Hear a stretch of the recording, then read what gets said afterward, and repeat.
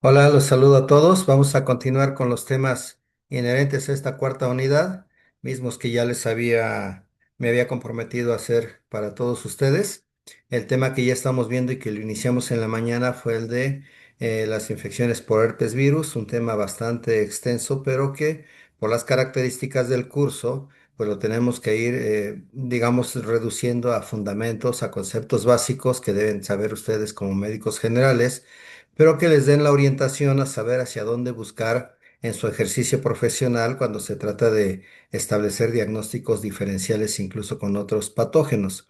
Voy a cerrar mi cámara y voy a compartir con ustedes ya la presentación. En este momento seguramente la van a ver ustedes ya en sus pantallas y para no retrasar los tiempos y optimizar el tiempo de la videograbación. Voy a omitir también el caso clínico que ya los casos clínicos, el caso de brote que les presenté en la clase, en el aula. En este momento lo voy a omitir y me voy a dedicar básicamente a lo que es la presentación de lo que son las infecciones por virus herpes en relación a su amplio espectro los seres humanos, que como todos ya sabemos, pues en los seres humanos finalmente de lo que trata es de aquellos que son virus herpes patógenos al humano, de los cuales ya hicimos también comentarios en el aula. Sabemos que las infecciones por herpes virus son infecciones por virus que tienen la característica de la latencia, sobre todo cuando los estudiamos en personas como nosotros, como ustedes, como yo, que seguramente ya tuvimos contacto con alguno de estos virus en nuestra infancia o en el curso de nuestra vida y que prácticamente todos saldríamos seropositivos a alguno de estos tipos de virus herpes. Desde luego que también hablábamos de que una vez que entran al organismo los virus se establecen un equilibrio y de ahí que la permanencia de la latencia en el organismo, pero cuando se pierde digamos, este equilibrio, es cuando se pueden manifestar las enfermedades y esto puede ser condicionado por algunas situaciones debilitantes, inmunocompromiso, enfermedades intercurrentes que condicionan o propician la aparición de un brote o bueno, más que un brote, de una agudización de una enfermedad que está latente y que se reactiva. Ya les mencioné en la mañana también los 8 tipos de herpesvirus humanos conocidos que se subdividen en estas tres familias, las alfa herpesvirus, los beta herpesvirus y los gamma herpesvirus, de los cuales son los 8 conocidos como patógenos del ser humano. Y también les comenté que en relación a la aparición de un nuevo virus ya publicado en el libro de 2025 que les compartía y que ustedes tienen ya en sus archivos, aparece un noveno herpes virus, el herpes virus tipo B, que es un herpes de macacos. Aquí lo estamos señalando con un círculo o con un cuadro en rojo que ha llegado a afectar esporádicamente a seres humanos. Son muy pocos los casos, se reportan menos de 100 en la literatura, pero ya conforma una parte visual de algo que pudiera en algún momento brincar hacia los seres humanos. Y también comentamos en este cuadro, si lo recordarán en el aula, también lo comentamos, el cómo todavía no pintan las gráficas la cero prevalencia de estos virus comparativamente con el resto de los 8 patógenos al ser humano. Todo esto también ya lo comentamos en el aula, por eso es por lo que no me detengo mucho en describir el cuadro como tal. Las manifestaciones, digamos, sintomáticas o signológicas de los síndromes clínicos asociados a los herpes virus humanos, también la comentamos en la mañana, destacando la diversidad tan amplia que tienen las infecciones por herpes virus simple tipo 1 y herpes virus simple tipo 2, que son los que tienen la mayor gama de características clínicas, incluso las infecciones del sistema nervioso central o los problemas de mielitis, no así las mononucleosis que son más de la familia de citomegalovirus y de virus Epstein-Barr, y también se manejan ya también algunas de las relacionadas con el nuevo herpes virus que hemos estado comentando, como son las lesiones cutáneas o bien las encefalitis o las mielitis con relación al herpes virus tipo B, que decíamos que es un virus simiano, así lo describe el texto, y este es un virus que habitualmente padecen en los macacos, ¿sí? Son de las familias de monos que finalmente son una especie que se relaciona mucho con el ser humano y hay que tener mucho cuidado en este sentido.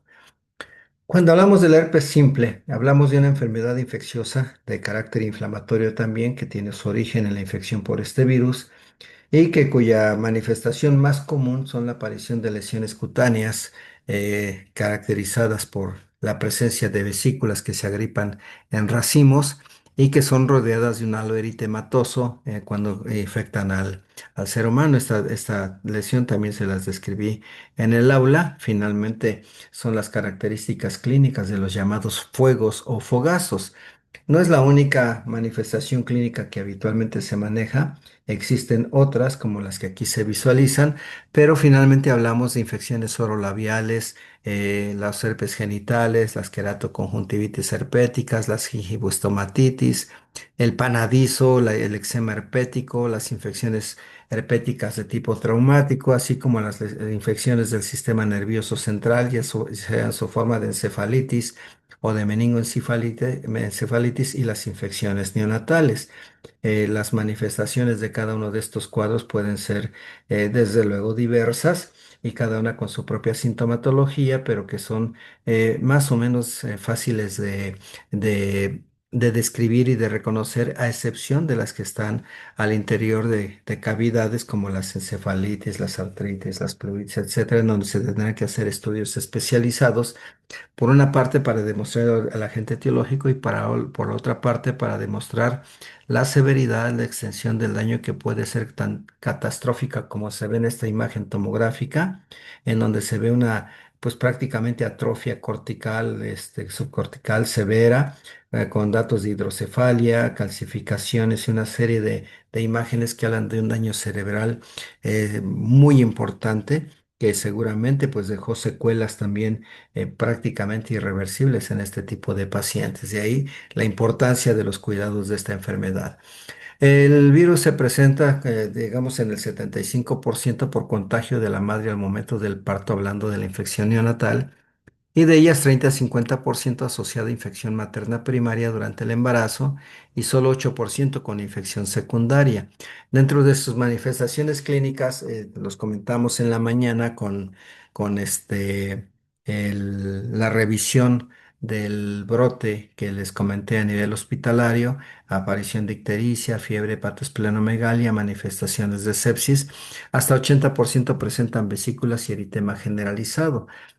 Puede ser datos de evolución, digamos, diferentes, desde evoluciones clínicas hacia la mejoría, que afortunadamente son un alto porcentaje, hasta las verdaderas malas evoluciones con daños neurológicos muy frecuentes que se suelen suceder cuando hay infecciones del sistema nervioso central.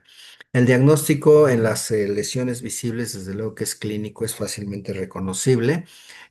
Por laboratorio, pues lo que se busca es confirmar los cambios que se dan al interior de las células, los cambios intracelulares que se manifiestan por la acción citopática del virus bajo una tinción de Zank.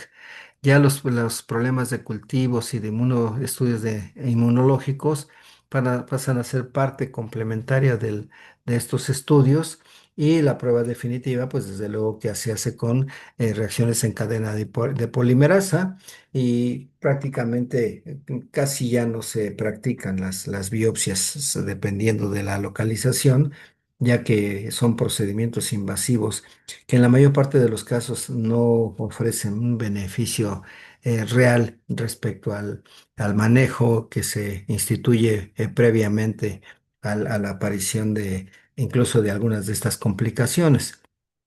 Se sabe que ningún tratamiento, y esto es muy textual cuando algunos textos dicen, justamente haciendo redundancia, que ningún antiviral inhibe la fase latente de los virus, ¿sí? Es decir, ningún tratamiento elimina por completo la infección por virus herpes simple. Una vez que el virus infecta, va a permanecer siempre, aunque inactivo, latente, con cuadros intercurrentes de recidivas, reapariciones ocasionales, cuando hay este tipo de oportunismo por situaciones de estrés intenso, por enfermedades que debilitan, por problemas de inmunocompromiso, a veces en el embarazo, en fin, son situaciones que son inherentes al ser humano y que condicionan este tipo de apariciones en la mayor parte de los pacientes. El tratamiento profiláctico en los brotes también contribuye a que la recuperación sea rápida y no contagie a otras personas. Y de aquí es aparte de lo que se maneja también con relación al manejo de estos pacientes, es tratar de mantener limpias las zonas infectadas, manipular lo menos posible estas zonas, no tocarlas en lo que se pueda. Y hay que estar haciendo un exhaustivo lavado de manos y después del contacto con las lesiones, que por otra parte se recomendaría que a la parte del lavado de manos se usaran guantes para evitar los contagios de otros pacientes. Y en los casos de herpes genital, pues la recomendación es la abstinencia en relación al contacto sexual hasta que las curaciones hayan desaparecido completamente. En el caso de los herpes labiales, igual evitar el saludo de beso, el contacto directo y el intercambio de fluidos boca a boca, ya que las erupciones generalmente son infecciosas o contagiosas mientras están en la fase de estas vesículas. Entonces hay que esperar que las erupciones hayan curado completamente. Del herpes simple tipo 2, aquí también ya ustedes lo comentamos en la mañana y ustedes lo tienen en el capítulo de ITS. ¿Se acuerdan que ahí incluso les puse un material fotográfico que es el que está aquí? Están tal cual las diapositivas en el capítulo de ITS. Por eso no me detengo. Si acaso enfatizar justamente nada más el periodo de incubación, que se habla de 2 a 7 días, con la presencia de vesículas múltiples también en una base eritematosa similares a las del herpes simple tipo 1 y desde luego los sitios anatómicos en los que se pueden presentar las lesiones, así como la posibilidad de que estas vesículas, estas lesiones se puedan romper para crear úlceras superficiales que son muy dolorosas, que también condicionan dispareunia y la posibilidad de que se mantenga la transmisión de la pareja constantemente. De ahí, pues las complicaciones que también es importante mencionarlas por lo que se deben extremar los cuidados y establecer los tratamientos a tiempo. Hablamos de meningitis aséptica, de encefalitis por virus herpes simple, hablamos de mielitis transversa, es decir, estamos hablando de neuropatías asociadas, desde luego de etiología infecciosa asociadas al virus herpes simple tipo 1 o al virus herpes simple tipo 2. También hay lesiones extragenitales en glúteos, ingles y muslos.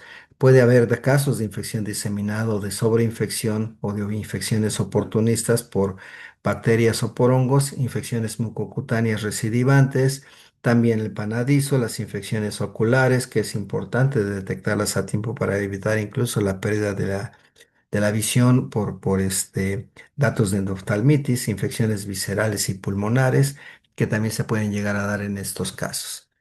Una vez vista esta parte de los virus herpes simples tipo 1 y tipo 2, entramos a lo que es la varicela, también con los conceptos básicos que ya les comentaba yo en el aula. Si ustedes pueden ver que pueden ser varicelas muy leves con 10 lesiones o varicelas muy floridas, completamente diseminadas con lesiones incontables, dependiendo de las características de cada paciente, y que al paso del tiempo, estas infecciones por varicela, ya después de resueltas, pasado algún tiempo, pueden llegar a reactivarse y manifestarse como virus herpes zóster localizado en dermatomas, como se puede ver en esta fotografía.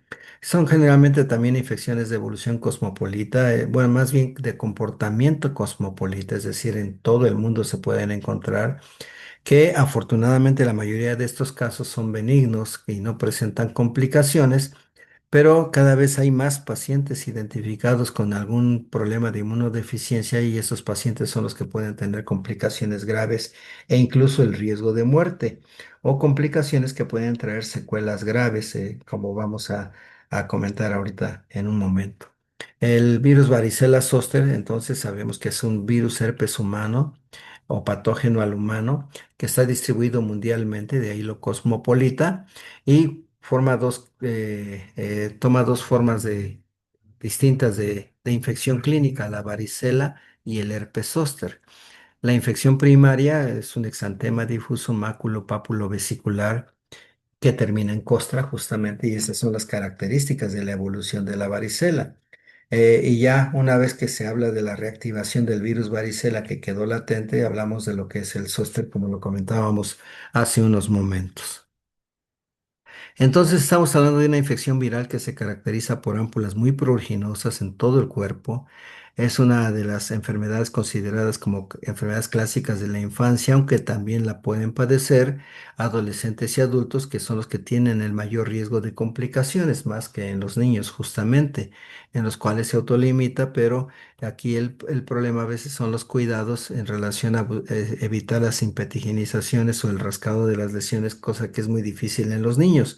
Finalmente, porque las lesiones cuando se rascan, cuando se guillotinan, pueden dejar una oquedad, lo que provoca la cicatrización que se puede notar por muchos años en el rostro o en los sitios donde están estas lesiones.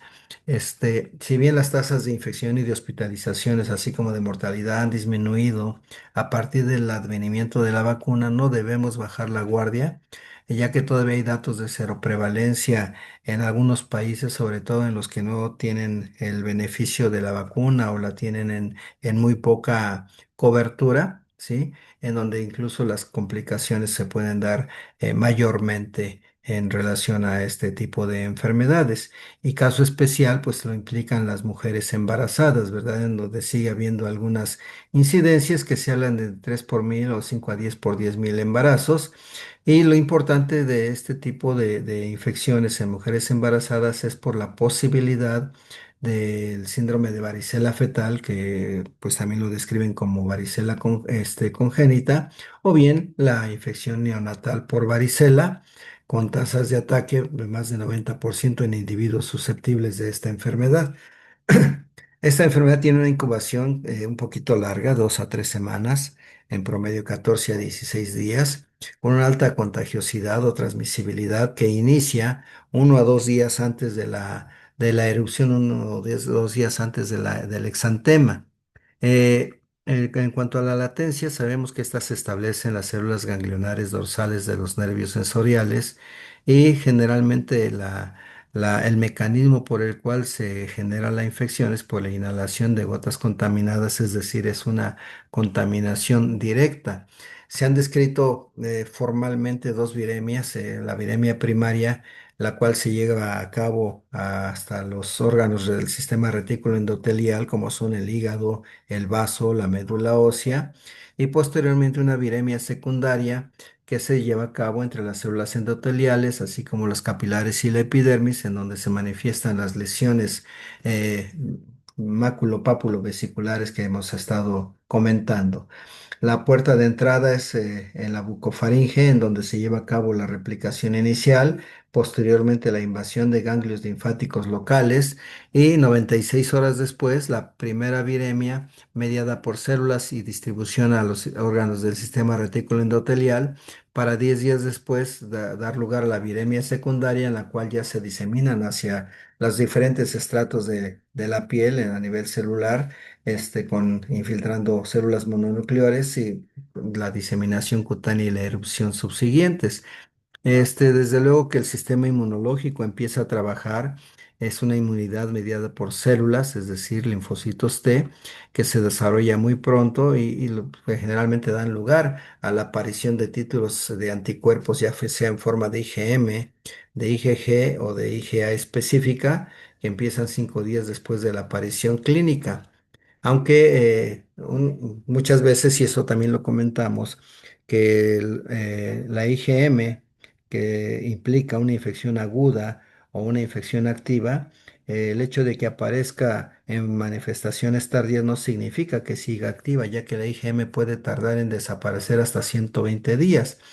También la IgA puede comportarse igual y no significa que esté activa la enfermedad.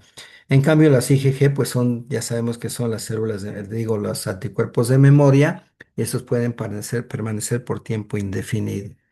El cuadro clínico involucra 4 etapas. En la primera es el periodo de incubación, en donde se llevan a cabo las viremias primaria y secundaria.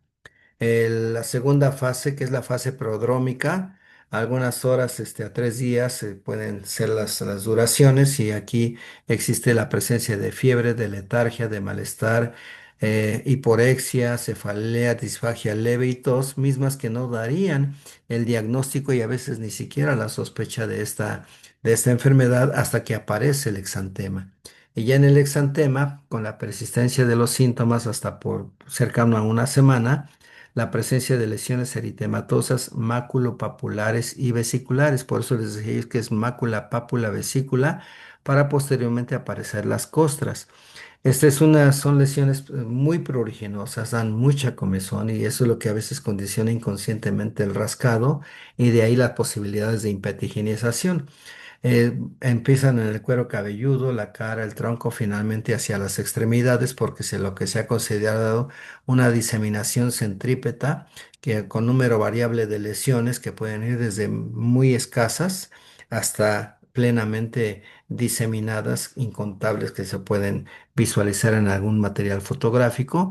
Y más importante y lo más frecuente es la curación o la costrificación de las lesiones. No hay que rascar las costras, hay que dejar que se sequen y se caigan solas para evitar los problemas de impetiginezación o de cicatrización que puede dejar huellas para toda la vida, esa cicatrización por los rascados que se hacen de las lesiones.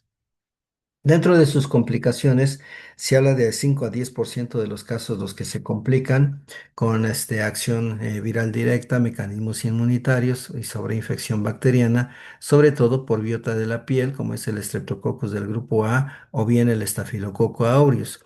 Entonces, ¿qué puede provocar en la piel y tejidos blandos? Pueden provocar datos de impétigo, de celulitis, de varicelas hemorrágicas o lesiones bulosas, datos de ectimas gangrenosos muy circunscritos, o bien púrpuras fulminantes o fascitis necrosantes. Son evoluciones catastróficas que ponen en riesgo la vida. A nivel visceral también pueden dar datos de neumonía, de hepatitis, alteraciones hematológicas, sobre todo en las plaquetas con trombocitopenia. También pueden dar datos de encefalitis, ataxia, meningitis aséptica, mielitis transversa, síndromes de Guillain-Barré, entre otras alteraciones neurológicas que se han descrito en la literatura. Encefalopatías hepáticas como el síndrome de Royer que implican incluso su hospitalización en las unidades de cuidados intensivos, adultos o niños. Y menos frecuentemente las que están mencionadas aquí: otitis media aguda, estomatitis, sinovitis, queratitis, conjuntivitis y algunas otras variantes de hepatitis. Y estos son ejemplos de ese tipo de complicaciones que se llegan a dar, los ectimas gangrenosos y otro tipo de lesiones que son consecuencia de sobreinfecciones también bacterianas y que destruyen prácticamente toda la arquitectura del tejido en los diferentes estratos de la piel y el tejido celular subcutáneo.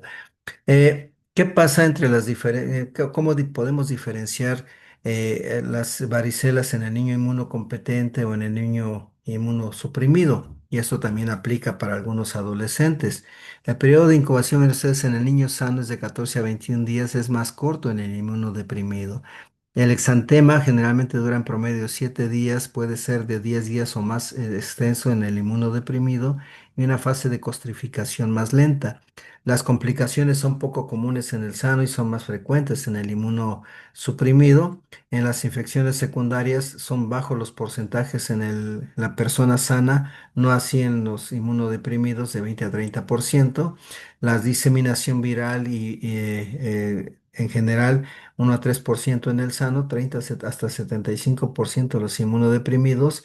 La evolución a zóster en las personas sanas también es muy baja comparada con las inmunodeprimidos y la mortalidad también tiene sus diferencias, muy baja en las personas sanas y alta o relativamente alta en las personas inmunodeprimidas. Y ahí lo importante de su detección temprana y su tratamiento también temprano para evitar complicaciones que se pueden dar en todos los ámbitos de la vida, tanto en el primer nivel de atención como en el nivel de atención súper especializada como se tiene en algunos hospitales, como en el caso que se ve en la fotografía.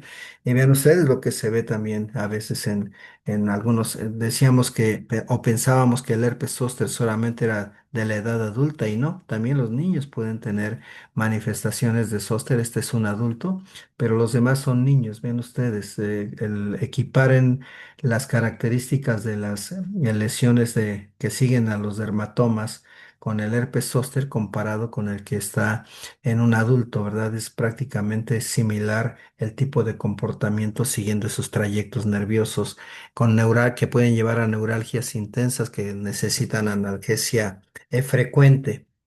¿Qué pasa con la varicela y el embarazo? Hablamos de que esta es una enfermedad con una frecuencia baja, afortunadamente, aunque en algunas referencias llegaron a hablar de una de cada 2.000 mujeres, pues esto era muchísimo. Esto ha reducido gracias a la vacunación, pero cuando se da, son estos dos los riesgos, la varicela congénita y la varicela neonatal. De ahí lo importante en que toda mujer embarazada, una vez que se estableció esto, el perinatólogo, el ginecobstetra, pues tengan que estar monitorizando qué sucede con ese embarazo para que al momento de nacer los pacientes nosotros podamos catalogar como una varicela, digamos, neonatal una vez que nace de este tipo de pacientes, siempre y cuando nazcan en la etapa, en la última etapa del embarazo, aunque también es de mucho riesgo adquirir la infección en estas etapas finales del embarazo. En general, pues lo que se recomienda a las mujeres, pues estar vacunadas contra varicela antes de embarazarse, para así tener una mayor protección, carga de protección al producto del embarazo, para evitar situaciones como estas. En este caso, la varicela congénita con las deformidades que aquí se describen, que se presentan generalmente durante las primeras semanas, 20 semanas de gestación con riesgo de productos pequeños, aunque son bajas las proporciones, pero siempre existe ese riesgo, y aquellos, digamos, productos del embarazo que pueden tener anomalías cerebrales múltiples, malformaciones o acortamientos de una o más extremidades, como se puede ver incluso con las deformidades que se visualizan aquí, tanto en los puños como en los pies, ¿verdad? Este pacientito está de perfil, seguramente tiene algunas manifestaciones intracraneales o incluso no sabemos si en el rostro tenga algún tipo de malformación o de alteraciones, lesiones en la piel, retraso del crecimiento intrauterino, trastornos oculares, aquí parecería que tuviera los ojos cerrados todavía. Entonces, todo este tipo de situaciones se dan cuando los productos son de menos de 20 semanas de gestación. Incluso no son, muchos de ellos no son productos viables cuando nacen antes de estas 20 semanas. En la varicela neonatal, en cambio, es aquella que se adquiere en la última etapa del embarazo, incluso a veces ya puede ser hasta después del nacimiento incluso. Hablamos de las últimas 3 semanas de gestación, hablamos de un periodo cercano al parto que puede provocar severas consecuencias también en el recién nacido, dando manifestaciones sistémicas y que incluso podrían provocar la muerte.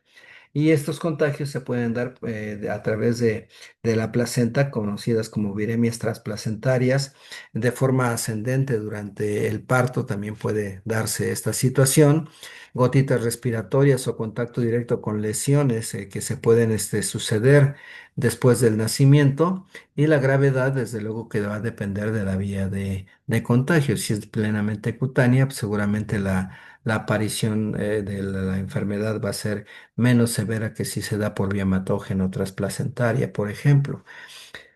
Para su tratamiento, afortunadamente tenemos recursos de medicamentos que pueden dar, digamos, una buena respuesta o una buena perspectiva de resolución de estas enfermedades. De los medicamentos antivirales, algo que es muy importante es que deben iniciarse dentro de las primeras 24 horas a partir de que se identificó el exantema, sobre todo en la población adulta y la población de adolescentes, en donde los riesgos son mayores que en la población infantil. Esto ya lo comentamos hace unos momentos. El medicamento de elección es el aciclovir, y las ventajas de este medicamento es que disminuye la aparición de nuevas lesiones, es decir, va a acortar la historia natural de la enfermedad. Está recomendado en adolescentes, adultos, embarazadas y pacientes de alto riesgo con cualquier tipo de inmunocompromiso. Si bien no destruye el virus, su acción es básicamente más que virucida, es virustática, ya que detiene la reproducción del virus y así permite una actualización, una actuación del sistema inmunológico mucho más sencilla y mucho más eficaz para detener la evolución de esta enfermedad. Recuerden que también toma una fase de latencia muy importante. Y la otra es la inyección, aquí se dice de gamma de anticuerpos, es la gamma globulina inmune específica, en este caso de varicela, del virus varicela zoster, que se debe aplicar en las primeras 96 horas después de haber estado en contacto con algún enfermo, y esto también involucra la población circundante al caso mismo. Su última edición de Mandel, estábamos viendo la parte de las alternativas farmacológicas que existen para el tratamiento de las infecciones por varicela zoster. La base, desde luego, sigue siendo la ciclovir en todos casos, ¿sí? Tanto en pacientes inmunocompetentes como en pacientes inmunocomprometidos. Pero también existe el valaciclovir o el fanciclovir como otras alternativas que habitualmente se manejan por vía oral. El aciclovir tiene la ventaja de que la presentación intravenosa está disponible en nuestro medio y generalmente se requieren mínimas unas 72 horas intravenosas o 5 días intravenosos o los que aguante, pero no menos, con el fin de alcanzar las concentraciones virustáticas que realmente se requieren para detener el proceso de enfermedad. Este cuadro está actualizado, ustedes lo pueden analizar detenidamente para ver las dosificaciones correspondientes. No es de difícil entendimiento. Por ejemplo, aciclovir oral, 20 miligramos por kilo de peso por día, máximo 800 miligramos, 4 o 5 veces diariamente por 5 días. En cambio, el valaciclovir, 20 miligramos, 3 veces por día, por 5 días, en niños menores de 2 años a menos, en niños de 2 años a menos de 18 años de edad. En cambio, por la vía intravenosa, el aciclovir, que se utiliza primordialmente en pacientes inmunocomprometidos, para niños son 500 miligramos por metro cuadrado de superficie corporal, dosis dividida para cada 8 horas dados durante 7 días, en tanto que en los adultos la dosificación intravenosa es de 10 miligramos por kilo, dividida para cada 8 horas por 7 días. Entonces, esta parte está plenamente entendible, ya ustedes pueden ir analizando el resto de las dosis que se dan en este caso. La prevención, desde luego, existe la vacunación. La inmunogenicidad implica una seroconversión del 97% o más y títulos de anticuerpos mayores de 0,6 con una sola dosis en niños de 12 meses a 12 años y dos dosis en mayores de 13 años, en donde los riesgos de padecer la enfermedad pues, son mayores. Aquí me preguntaron en la mañana y yo les dije que es un intervalo de 6 meses. Me equivoqué, son 3 meses el máximo lo que se da entre la primera y la segunda dosis en los adolescentes, esto para que lo corrijan. La eficacia es del 84 al 86% para prevenir la varicela y de 100% para evitar la enfermedad moderada grave, que esta es una parte muy importante, ¿verdad? Sobre todo en casos de brotes en guarderías infantiles o en bien en asilos o en algún otro lugar en donde se hospede o se aloje gente por largos tiempos y que están conviviendo en forma muy estrecha. Entonces se habla de una protección de 70-90% contra varicela y 95% contra formas graves por lo menos durante 7 a 11 años. En la población en general, pues el objetivo es disminuir la enfermedad al menos en el 78% de los casos, disminuir la mortalidad en pacientes oncológicos y proteger de la varicela a adultos de 30 años o mayores entre los principales objetivos. Otra parte de todo esto es la mononucleosis infecciosa. La mononucleosis infecciosa, en donde vamos a involucrar primordialmente dos virus de la familia herpes. Uno es el Epstein-Barr y el otro es el virus, el citomegalovirus, aunque el virus herpes simple tipo 6 y el 7 también pueden estar presentes en esto. Generalmente hablamos por frecuencia, sobre todo del Epstein-Barr. Entonces, vean ustedes, en este cuadro se habla de aquellos agentes etiológicos de mononucleosis infecciosa, Epstein-Barr hasta el 80-90%, le sigue citomegalovirus 5 a 7%, virus herpes humano tipo 6 es infrecuente y también la infección por VIH puede condicionar este tipo de problemas de mononucleosis, pero también es infrecuente que se presente como tal.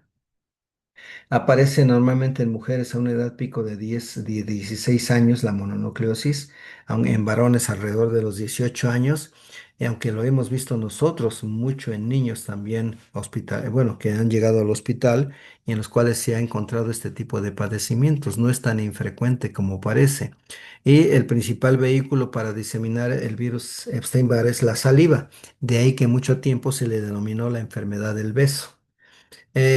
Epidemiológicamente se pueden encontrar ya anticuerpos demostrables desde la infancia a los 6 años de edad por la exposición a la saliva.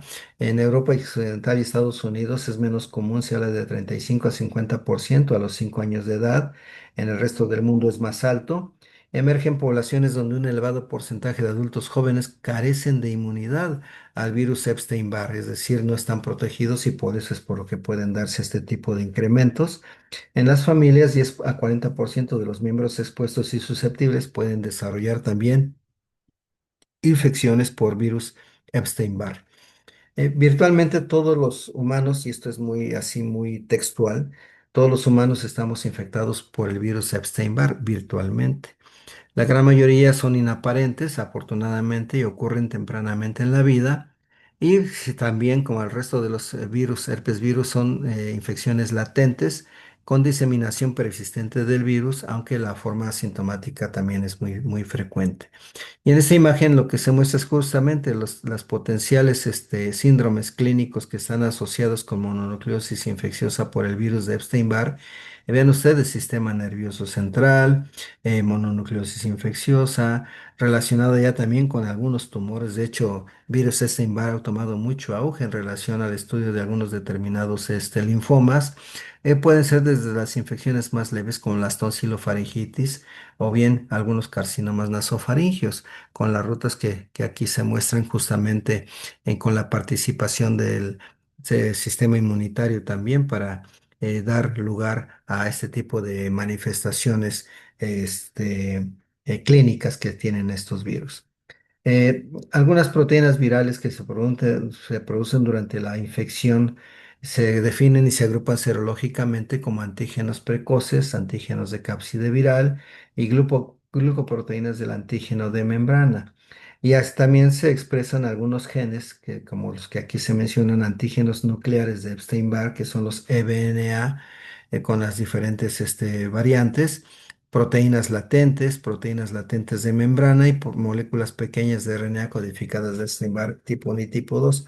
¿Por qué mencionamos esto? Porque normalmente en las mononucleosis por virus Epstein-Barr, cuando se pide una prueba de laboratorio con la cual tratemos de determinar la presencia o no, se piden inicialmente antígenos tempranos y tardíos de virus Epstein-Barr. Y esto pudiera corroborarse también mediante pruebas de biología molecular como la PCR para demostrar esto. ¿Cuáles son los síntomas más comunes? Aquí están referidos justamente los que por porcentaje, pues son el porcentaje más elevado que pueden tener algunas de estas manifestaciones. Vean ustedes, el dolor faringio se habla de un 75%, pero en rangos muy amplios, del 50 al 87, como están entre paréntesis. Malestar general 47, cefalea 38%, dolor abdominal, náuseas y vómitos 17%, escalofríos 10%. Pero vean ustedes la linfadenopatía 95%, la fiebre 93%, faringitis 82%, una alta frecuencia de esplenomegalia 51% y de dolor faríngeo pues el 75%. Puede haber datos de enantema, edema periorbitario, enantema palatino o bien ictericia en porcentajes más bajos. Pero finalmente aquí en medio es donde tenemos la mayor frecuencia de síntomas que se dan conjuntamente con el dolor faríngeo, como los de más frecuencia en los pacientes que tienen mononucleosis infecciosa. Otras complicaciones de la mononucleosis por este virus involucran las alteraciones hematológicas en forma de anemia hemolítica autoinmune, trombocitopenia, neutropenia leve, rotura esplénica. De hecho, si me da tiempo, les puedo comentar porque está publicado un caso de una trombocitopenia persistente que tuvimos en un paciente infectado por virus el del Epstein-Barr. De las neurológicas, vean ustedes encefalitis, síndrome de Guillain-Barré, parálisis de Bell, mielitis transversa. En las hepáticas están las pruebas de función elevadas, es decir, puede haber una hepatitis reactiva asociada al virus Epstein-Barr. Pueden dar manifestaciones renales con hematuria, proteinuria o bien datos de nefritis intersticial. Son raras las manifestaciones cardiopulmonares y también es muy raro el fallecimiento por esta infección. La forma más fácil de visualizarla, esta es la más frecuente, que son las tonsilofaringitis. Vean ustedes, puede haber datos de adenomegalias o de adenopatía, ¿verdad? Cervical, con datos algunas veces también de exudado que se pueden dar y los cambios microscópicos que se ven en una tinción de IEMSA, por ejemplo, para visualizar cómo se encuentran los elementos formes de la sangre. Estas son las manifestaciones tal vez más comunes de las infecciones por el virus Epstein-Barr y que pueden acompañar también a las mononucleosis infecciosas. En la infección crónica, ven ustedes qué es lo que puede condicionar: fatiga crónica, pancitopenia, linfadenopatía crónica, hepatoesplenomegalia, neumonía intersticial o bien datos también de hepatitis crónica. De ahí lo importante de una buena historia clínica y de una buena exploración física en relación con estos pacientes. Y lo que les decía, que se han venido ya describiendo desórdenes linfoproliferativos y su relación del Epstein-Barr con estos desórdenes, con síndromes hemofagocíticos, con granulomatosis linfomatoidea, con síndromes linfoproliferativos asociados a X, o bien el linfoma de Burkitt, carcinoma nasofaringeo o linfomas de Hodgkin, como ya se ha venido describiendo actualmente en la literatura. Es parte importante también de esto conocer el cómo se van comportando los diferentes títulos de anticuerpos. La IgM, vean ustedes, que es la primera que se comienza a incrementar, pero que baja en alrededor de no más de 120 días, ¿sí? 2, 3 meses o 4 meses, no, 3 meses. Y pues, posteriormente le sigue la IgG, aunque ya hay antígenos por aquí también tempranos, pero la IgG de lo que son los anticuerpos IgM, ven ustedes, se mantiene elevada y permanece ya por prácticamente toda la vida. Y los antígenos nucleares del virus Epstein-Barr que también se pueden mantener persistentemente elevados. Conocer este comportamiento ayuda a establecer la interpretación de las tablas de diagnóstico con los marcadores serológicos, en donde vean ustedes la determinación de anticuerpos heterófilos que es positiva en casos de mononucleosis infecciosa, no así en otros tipos de casos relacionados con Epstein-Barr. Los anticuerpos de IgM asociados a cápside del virus, vean ustedes, positivos en la mononucleosis infecciosa. Igual la IgG también, los anticuerpos o antígenos tempranos y tardíos también se ven algunos de ellos comprometidos, como la anti-EAD. En los casos de reactivación, vean ustedes, la IgG se puede mantener positiva o algunos otros marcadores que también se mantienen positivos. Las infecciones antiguas hablan de pura positividad de IgG, no así de las IgM que están prácticamente nulas en todos los casos, excepto en la mononucleosis. En fin, vean ustedes que la determinación de estos antígenos tempranos y tardíos para virus Epstein-Barr pueden darnos lugar justamente a interpretar una infección como mononucleosis infecciosa. Cuando hablamos de técnicas moleculares, son varias las que se pueden implementar o los que se han venido estudiando para determinarlo también incluso en tejidos. Se habla de la búsqueda o la detección del genoma viral, el ADN del virus, mediante pruebas de Söderblot, que como ventajas tienen que puede determinar la clonalidad de los virus, pero los inconvenientes son de que solo por congelación podemos tener disponible esta prueba. Las PCRs, que son las que más se utilizan, determinan la presencia del genoma viral, o sea, el ADN del virus, son de alta sensibilidad, se mantienen, se pueden preparar, como lo manejan en general los laboratorios de patología, parafina, congelación, etcétera, y son más o menos ya comunes en nuestro medio, no así las hibridaciones in situ o bien los estudios de inmunohistoquímica que también se han venido probando, pero realmente lo que estamos utilizando en lo general son las determinaciones por PCR. El tratamiento es básicamente con aciclovir cuando lo amerita, porque no el hecho de tener una infección por el virus Epstein-Barr no es sinónimo de utilizar aciclovir. Vean ustedes las indicaciones. En mononucleosis infecciosa no complicada no se recomienda dar ningún antiviral. En las meningoencefalitis y las neumonías intersticiales sí se recomienda el uso de aciclovir más un esteroide. En las hepatitis colestásicas es preferible la plasmaféresis y la inmunoglobulina intravenosa en lugar del medicamento, aunque hay quienes han intentado y lo han hecho dar el aciclovir concomitantemente. Los esteroides son útiles en el manejo de la trombocitopenia o la anemia hemolítica asociada a virus Epstein-Barr. Las coagulopatías, al igual que las hepatitis colestásicas, también con plasmaféresis e inmunoglobulina intravenosa. Y cuando hablamos de un virus Epstein-Barr diseminado sintomático persistente, el aciclovir se puede buscar asociar a interferones en el caso de que lo tengamos, que frecuentemente no lo tenemos, pero sí contamos con esteroides para el tratamiento. Entonces, este tipo de combinaciones farmacológicas está orientado a los diferentes datos de complicaciones de la infección por el virus Epstein-Barr, excepto en las mononucleosis no complicadas o en las infecciones leves como las tonsilofaringitis, que de hecho no se maneja ningún antiviral. ¿Qué es lo que hace el aciclovir? Ya se los comentaba yo en alguna clase.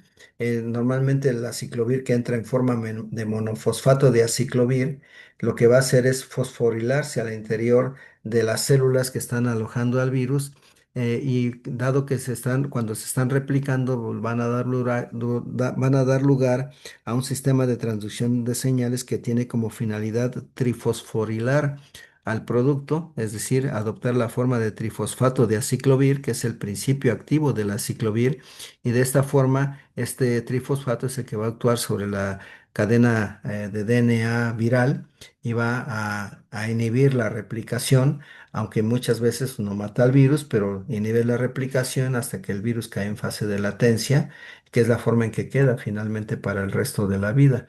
Pero este es el principio de acción del aciclovir. Su fosforilación, su conversión de monofosfato a trifosfato de aciclovir, hecho que se está regulado por la acción de quinasas que se producen cuando el virus se está reproduciendo al interior de las células hospederas. Ese es el principio de acción.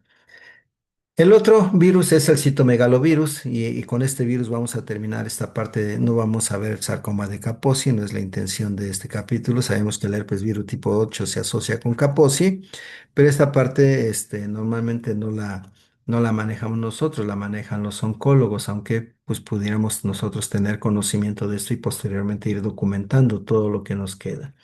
¿Qué pasa con el citomegalovirus? Hay varias formas de infección por citomegalovirus, desde el citomegalovirus congénito hasta lo que padecen también algunos adultos y que pueden llegar a complicarse o dar diferentes manifestaciones también de la infección por este virus, que para el cual también nosotros ya tenemos una buena memoria de anticuerpos en una gran cantidad de población. Si bien pertenece a la firma de los herpes virus, es de los beta herpes virus, como ya lo comentamos. Algo que lo caracteriza es que su genoma es el más grande de todos los virus herpes humanos. Tiene 200 nanómetros de diámetro, tiene una doble cadena de DNA dentro de una cápside de características icosaédricas como la que se puede ver aquí en esta figura. Más del 85% de la población mayor de 35 años, vean ustedes, ya es seropositiva a citomegalovirus. Estamos hablando de 35 años y más, pero ya llegando a la edad adulta como la de su servidor, pues definitivamente ya más del 90% es seropositiva a este citomegalovirus. Pueden haber infecciones neonatales o congénitas que pueden ser severas en 5 a 10% de los casos, dar manifestaciones también de retinitis y o neumonías o bien de enfermedades mononucleósicas en los niños mayores y en los adultos también. Pues estas lesiones, muchas de ellas son incompatibles a veces con la funcionalidad, sobre todo cuando lesionan la retina y pueden causar ceguera. Amaurosis es el término técnico, ¿sí? Pero esa es parte de las complicaciones de la infección por estos virus.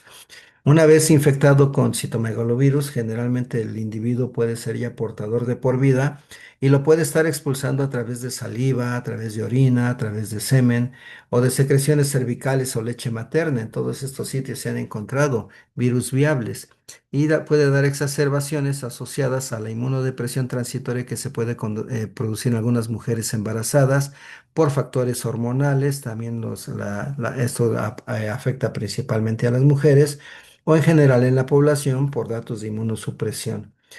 ¿Cuáles son las fuentes de infección del citomegalovirus? Vean ustedes, para el recién nacido es la transmisión transplacentaria o la infección intrauterina o a través de secreciones cervicales. Para el lactante o el niño mayor, secreciones corporales, la leche materna, la saliva, las lágrimas o la orina. Entonces, que en la población adolescente o la población adulta, vean ustedes, las infecciones de transmisión sexual pueden ser un factor. Afortunadamente, cada vez pues, ya casi no se documentan transfusiones sanguíneas. No podemos decir que no haya, porque hay países que todavía tienen algunos problemas, sobre todo aquellos países que son tercermundistas. Trasplante de órganos también es otro de los factores de transmisión que se ha asociado ahora que se ha incrementado el número de trasplantes en nuestra población. ¿Cómo se da? Vean ustedes en la etapa prenatal, cuando estamos hablando de una mujer embarazada, puede ser transplacentaria y las enfermedades con las que se puede asociar son muy diversas. Vean ustedes, encefalitis, hepatitis, trombocitopenia, secuelas de largo plazo, daño cerebral, retinopatía o sordera. En la etapa perinatal, secreciones cervicales, leche materna, saliva, transfusiones son los mecanismos por los cuales se puede establecer la ruta de transmisión y las complicaciones pueden ser por neumonitis, enfermedades diseminadas. A cualquier edad, hablamos aquí ya de niños y adultos, vean ustedes, la saliva es un factor, el contacto sexual, las transfusiones que cada vez son menos definitivamente, y las infecciones digamos, por transmisión primaria son las mononucleosis o bien las hepatitis. En pacientes inmunocomprometidos, la saliva, el contacto sexual, igual que en el de cualquier edad. Vean ustedes, neumonías, hepatitis, retinitis, encefalitis, mielitis, enfermedades gastrointestinales. Entonces, la forma de presentarse a los hospitales cuando son enviados para estudiar este tipo de padecimientos nos obligan a meter en el diagnóstico diferencial. Aquí, por ejemplo, puede ser diagnóstico diferencial mononucleosis por Epstein-Barr, por citomegalovirus, por virus herpes simple, perdón, virus herpes humano tipo 6 o tipo 7 y algunas otras causales de mononucleosis que no necesariamente son virales como eh, toxoplasma, por ejemplo, y algunas otras patógenos que también pueden condicionar mononucleosis. ¿Cuáles son los síndromes que se han venido describiendo? Vean ustedes, aquí de la primera columna se habla del tejido en los niños o en adultos o bien en los inmunodeprimidos. La presentación predominante en niños y adultos es asintomática, afortunadamente, pero en los inmunodeprimidos puede ser enfermedad diseminada o grave. Cuando hablamos de los ojos, en los niños y adultos es raro, pero cuando se dan en los inmunodeprimidos por frecuencia las corioretinitis, en pulmones, la neumonía o neumonitis, primordialmente en inmunodeprimidos, las manifestaciones gastrointestinales como esofagitis, como colitis, son más de los inmunodeprimidos. Al sistema nervioso central se pueden dar en ambos grupos, con polineuritis, mielitis, meningitis, encefalitis o mielitis. La repercusión en el tejido linfoide, por ejemplo, en los niños y en los adultos, mononucleosis, esos síndromes post-transfusión que cada vez son menos, y en los inmunodeprimidos, alteraciones hematológicas como leucopenia, linfocitosis. Cuando se habla de otros órganos, sí pueden provocar carditis, sí pueden provocar hepatitis en ambos grupos de población. Y en los recién nacidos, dependiendo de la edad de infección, pues sordera, retraso mental o algunas otras secuelas de un citomegalovirus congénito. Existe un término que se ha denominado enfermedad de inclusión citomegálica, en la cual se habla de calcificaciones intracerebrales en los pacientes que la padecen, hepatoesplenomegalia, corioretinitis, trombocitopenias, púrpuras, exantemas maculares, anemias hemolíticas, hiperbilirrubinemia, datos de apnea, sobre todo en los pequeñitos, virurias al nacer. Estamos hablando aquí ya del recién nacido y de diversos deterioros estructurales y funcionales de órganos. Esto que se ha catalogado como tal, a veces no presentan todos, pero en un porcentaje de casos importante sí llegan a presentar todas estas manifestaciones conocidas como enfermedad de inclusión citomegálica. Las infecciones maternas primarias durante la gestación pueden llegar a provocar esta enfermedad de inclusión citomegálica devastadora que pone en riesgo la vida y desde luego la integridad funcional de estos recién nacidos. Cuando se produce durante el embarazo la infección, puede provocar estas posibilidades, ya sea abortos cuando la infección se da en las primeras 3 semanas o primeros 3 meses de la gestación y productos nacidos muertos, o muertes postnatales por hemorragia, por anemia hemolítica o por lesiones hepáticas o del sistema nervioso central. Es muy variable la intensidad de la enfermedad en las infecciones congénitas, ya que se puede presentar de manera asintomática o bien en forma grave con hepatosplenomegalia, con trombocitopenia, con corioretinitis, como la que se ve en esta fotografía, o bien secuelas neurológicas.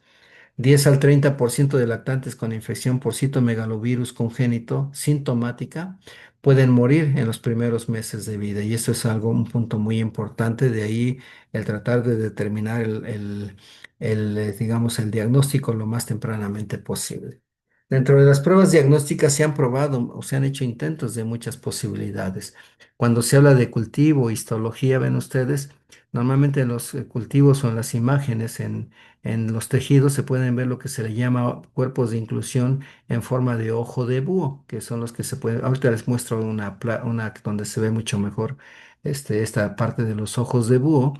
También se pueden hacer detecciones del antígeno, es decir, de la presencia del virus, o pruebas de hibridación in situ de las ondas de DNA. Recuerden que es un virus de DNA o bien la PCR, que es la que habitualmente por cómo estamos familiarizados, es la que más utilizamos. Los cultivos celulares normalmente no son una opción para el inicio del manejo, ya que tardan en ser determinados y no siempre resultan. Hay que hacer el cultivo de fibroblastos para infectar esos fibroblastos y ver el efecto citopático de los virus. Entonces, esto cuesta, técnicamente es muy difícil, no se hace en nuestros hospitales. O bien las pruebas de inmunofluorescencia para la detección de antígenos precoces y también pruebas de PCR in situ que también pueden ser realizadas. La serología nos permite determinar la infección primaria y aquí lo que se busca determinar es la presencia de antígenos tempranos para citomegalovirus. Esta es la parte que les decía de los ojos de búho. Vean ustedes, son manifestaciones intracelulares, los cambios por efecto citopático que se da en fibroblastos, en este caso de pulmón humano. Yo les decía que para los que les gustaba la lucha libre, ustedes son muy jóvenes, seguramente no lo conocieron. Había un luchador enanito que le decían Mascarita Sagrada. Y esto se parece mucho, la imagen a ese luchador enmascarado que existió, que ya falleció. Pero finalmente son diversas formas de manifestar las alteraciones intracelulares, lo que es el efecto citopático del citomegalovirus. El tratamiento es con ganciclovir. Definitivamente, aciclovir no funciona en estos casos, a pesar de ser de la familia herpes, aciclovir no funciona. Entonces, la opción es el ganciclovir, el cual se encuentra por vía oral, por vía intravenosa. Es más difícil encontrar la vía oral, pero por vía intravenosa se calcula en dosis de 15 miligramos por kilo por día para intervalos de cada 12 horas en un tiempo de tratamiento de 14 a 21 días. Vean ustedes que es un poquito más prolongado el tiempo. En los mayores de 10 años, de 3 años, 10 miligramos por kilo por día, fraccionado para cada 8 horas. También por vía intravenosa de inicio y posteriormente vía oral, también de 12 a 21 días, es decir, 3 semanas el promedio de tratamiento para los pacientes que tienen infección por citomegalovirus y después dosis de mantenimiento de 5 miligramos por kilo de peso por día en relación a este tratamiento. Y existe la otra presentación que es el Valganciclovir. Desafortunadamente solamente vienen tabletas de 900 miligramos que se dan cada 12 horas. Esto en la población adulta es muy fácil de manejar. Existe IV, pero generalmente se maneja también vía oral. Y estos 900 miligramos, pues es más difícil fraccionarlos en los pequeñitos. El Valganciclovir, sin embargo, sabemos que se convierte a su principio activo, que es el ganciclovir, es decir, viene en la forma de valganciclovir, pero el principio activo viene siendo en su metabolismo su transformación a ganciclovir y entonces pues estamos bien cubiertos con estos medicamentos. Ya respecto de los herpes virus humanos tipo 6 y 7, si bien pueden participar como agentes que también provocan mononucleosis infecciosa, lo más frecuente de su presentación clínica es la rociola o el exantema súbito.